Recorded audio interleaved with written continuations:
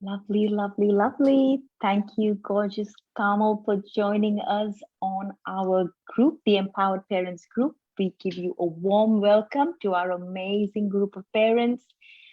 Today is Thursday. It's our Thursday live chats that we come on at lunchtime. Carmel's all the way in Perth, so possibly not lunchtime quite for her. Not But quite.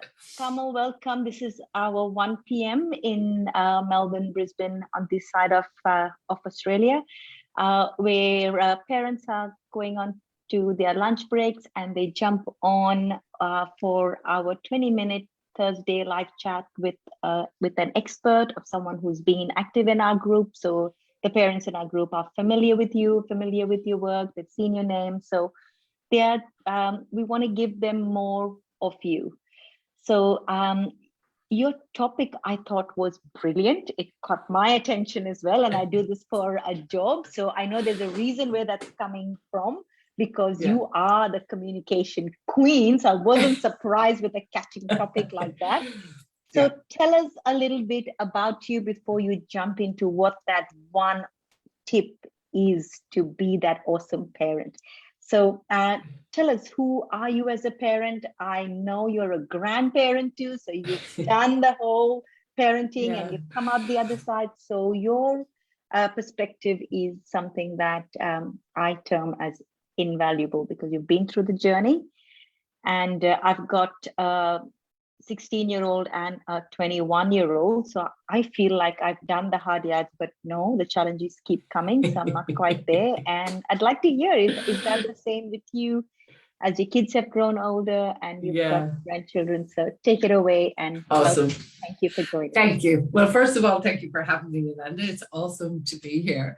And as you will hear, although I am living in Perth, I have a crazy accent. So I'm actually from Ireland originally. So as a parent, there's a whole lot of cultural things, as you would know, when you come from a different country, or maybe your parents are from a different country. There's a whole lot of cultural expectations and differences as well to being a parent, and how you should be and what you should do. So I brought that with me. I'm a first generation Australian, Irish Australian. So my parents and most of my family are still in Ireland. But yes, I have 3 amazing children. And I'm really sorry to tell you, but even as they get older, the challenges still come. So my eldest daughter will be 40 this year. My middle daughter will be 34, actually this week. And my son is 31. So, OMG, you look freaking amazing for someone who's got a 40-year-old. Oh my God. I would hide that. If I looked as amazing as you at that stage, I would hide that. No, she asked that me, just gives it away. Yeah, she goes, how is it to have a 40-year-old? God, I don't even feel 40. So I think it's just your frame of mind and everything like that. And I was a young mom as well.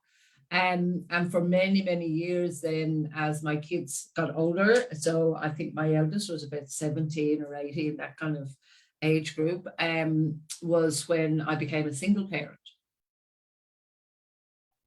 So my other kids were still, at home and everything like that. So that was a challenging time, as I know you can relate to. And again, bringing in some of that cultural stuff was, I have to put my head down, ass up, and work, make sure that there's a roof over my kids' heads, and try to do what I perceived was right, make sure they're happy.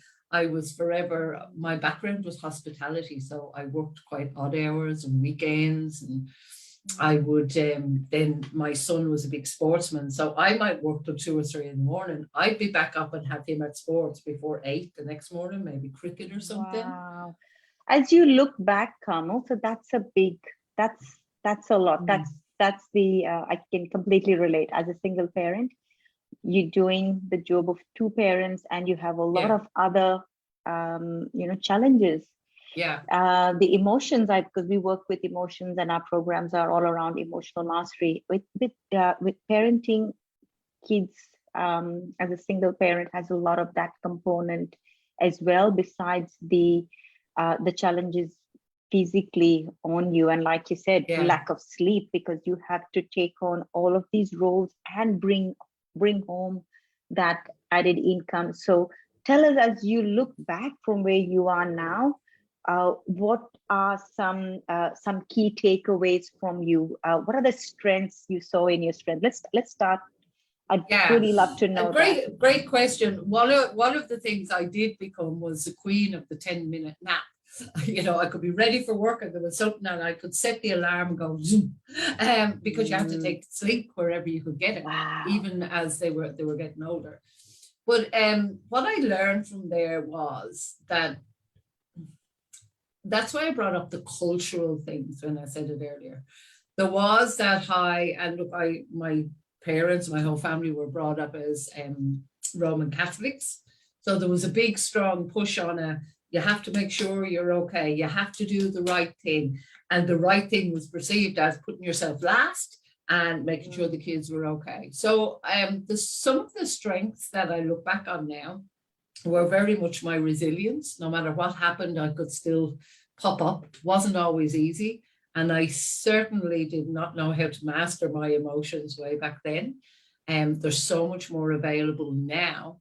But there's a pride sometimes in not asking for it, not asking for help, not asking for the support you may need. In hindsight, I wish I had asked more because I struggled so much because of the shame and the guilt. I think there's a lot of shame and guilt. What was wrong with me? Why did my marriage not work? Oh my God, my poor kids. So you try and overcompensate. Wow. And make sure your kids that was don't a lot miss to out go on through, anything. Carmel. Yeah, That was absolutely. a lot. Yeah, even though I did have the cultural barriers, I think I dealt with that before I.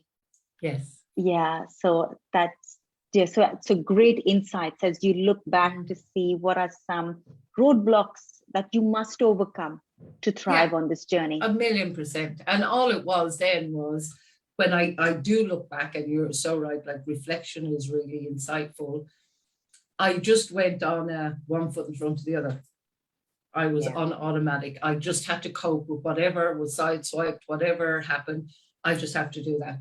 To the extent I actually worked in a job at the time, and the owner was, of course, it was hospitality. He liked a few extra tipples, but he would sack me when he was under the influence. Every 4 or 5 months he would do it, but then he would forget he had done it. But I allowed that because my own self-esteem was so low that I put myself last all the time. You know, of course, this person can. Gosh, you've come a long way, because me. I know you as you are today. Yeah, you've come a long way. Brilliant. Yes. All right. So, so we did the looking back. What are some things that that as a grandparent, what have you learned now, and what are you doing differently as a grandparent than what you did with your kids? Oh gosh, you have a lot more patience, first and foremost. Wow, the P word. Yeah, absolutely. And look, I don't see my grandchildren every day. I don't even see them every week. I might see them once a month. Some other times I might see them twice in a week. It depends. So my grandchildren are actually 10 and 8, so almost 11 and 8. So they're boys, they're quite active. So, but I love the things they do that sometimes other people say, oh my God, that's silly, or oh my God, whatever, because they're creating memories. They're creating experiences. And I love seeing them stuff things up. I love seeing them get things right. I think I don't have an attachment or an agenda to, I want my kids or my grandkids to be perfect. I want everyone to see how good my kids are. I don't care. You know, there's no attachment, like you said. You just, as a parent, we can be so attached to how our kids show up, what people are saying. Will they succeed? Will they be happy? And we have all of these definitions that we put onto them that spot on. As a grandparent, we're not attached, and so we can enjoy them and value them and have those eyes of just pride and joy so much more. And sometimes if we can do that as a parent, that would be so good. It's so amazing. But sometimes, and this was a mirror that I had to uncomfortably look at many years ago, was this idea of control. Although we may not think that we're controlling. And I was like, I'm not controlling. I just want my kids to be happy. Yeah. There's a Oh, little that is the part, control. there's a little part of it that is, if my kids aren't happy, well, who am I as a mom? Yes. And that's a That comes very from our hard thing own to swallow. worthiness, isn't it? If you Yeah, look oh, back million at that, percent. go down the track of that. Yeah. So Yeah, raising our worthiness is a big message yeah. we work on with empowered parenting. So tell us about this awesome number one tip to be an awesome parent. Carmel, take it away. It's going to sound, so you're going to go, yeah, actually, I know that. And there's only one place in general that we're told to do this. And that's when you get on a plane and they read the safety into you and they say, put your own oxygen mask on first. Yeah. Nowhere else, as a parent, does somebody say, look after yourself first. Is make sure your kids are all right, Megan. And it is a skill.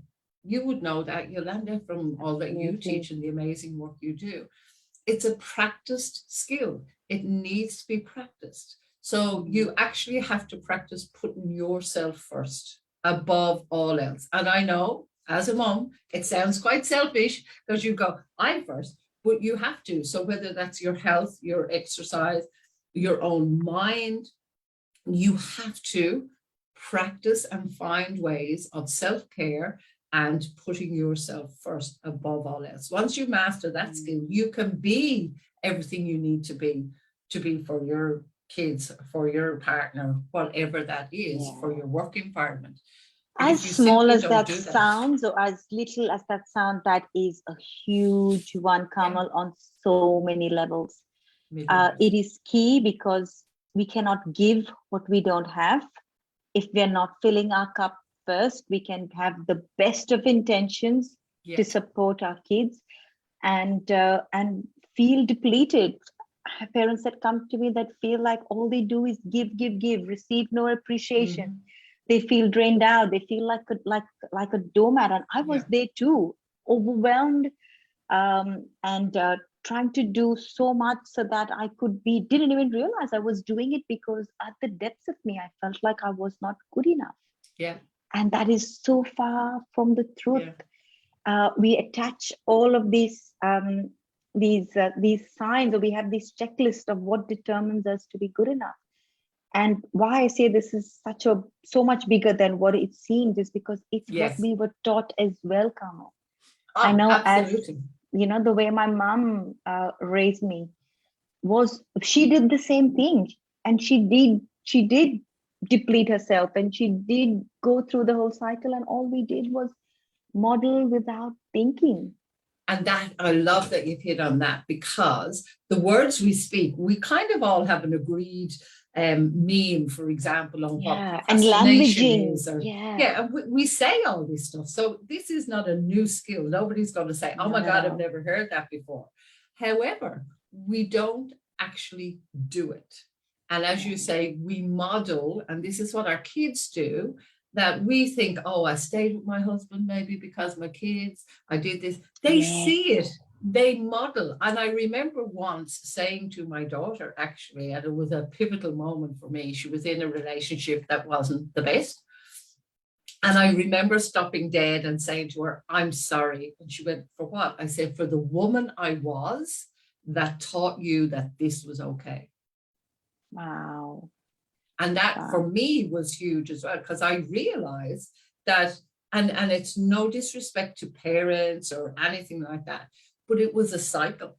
And if we don't break the cycle, and especially as parents, we're demonstrating to our kids, this is okay.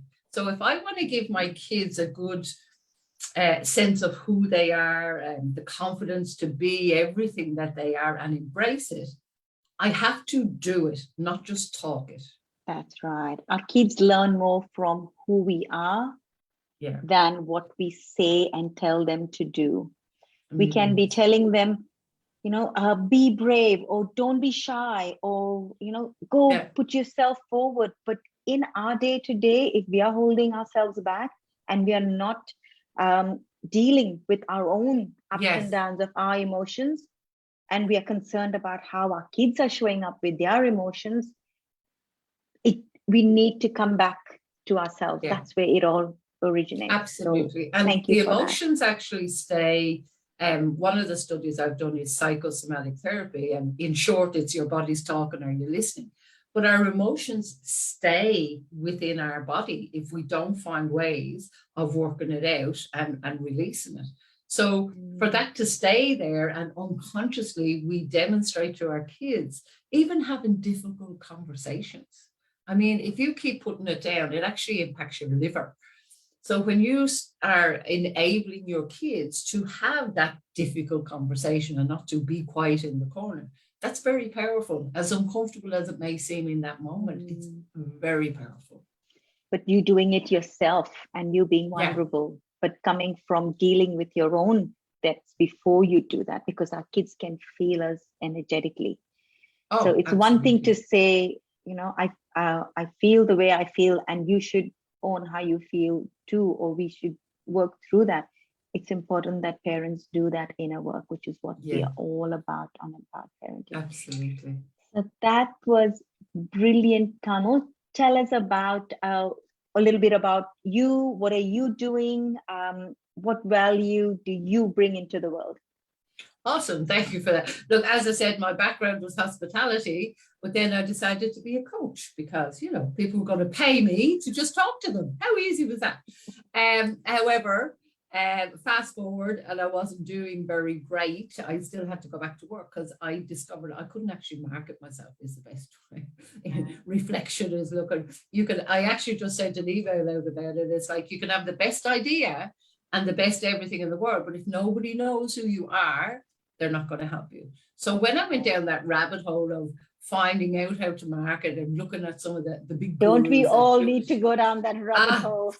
But the best form, in my opinion, of marketing is video marketing. You'll see it, you know, on YouTube, you see it all over Instagram, everything. Videos are more engaging. So I've gone down that area. So I actually help people. I have a product called the Promo Video Blueprint, and we show people how to make promo videos for their business without even have to have face to camera, no expensive equipment, and that to get them going, because those skills that they learn there are transferable to making other videos, to editing other videos. And it stops that, oh, I don't want to start because I don't want people to see me. It actually allows people to still step out in their business and get their message really pivotal for that. Wow, I love that. Yeah. And do you also, does that cover doing online programs?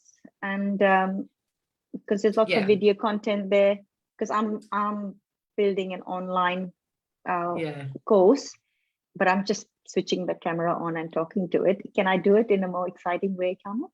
You can, absolutely. So look, as I say, I love to teach people at the base level. So that's some of my, we can do more stuff. So you bring it into the bigger editor, you can put a front on it, you can put an end on it, you can spotlight stuff, you can have, you know, the green screen behind you, you can actually put all of your stuff on the green screen. We should chat in some more on that. Well, to the parents in the group, how did you like what Carmel shared? Who can tell us what that #1 tip was? Carmel, do you have any event or tickets or something for our audience today that they can join you or follow you after today? Well, they can always just Google Carmel Murphy and you'll find me on YouTube. She's Google worthy, guys. Just Google her. Well, there's not too many. Find out all the brilliant work. Feel free to put it in the comment section, Carmel, if there's events you have coming up or for the parents that have been interested. Awesome. Thank you. So yes, if you're watching us live, tell us where you're watching us from. How did you like our #1 tip today? I thought it was brilliant. I had no idea what Carmel was going to share with us.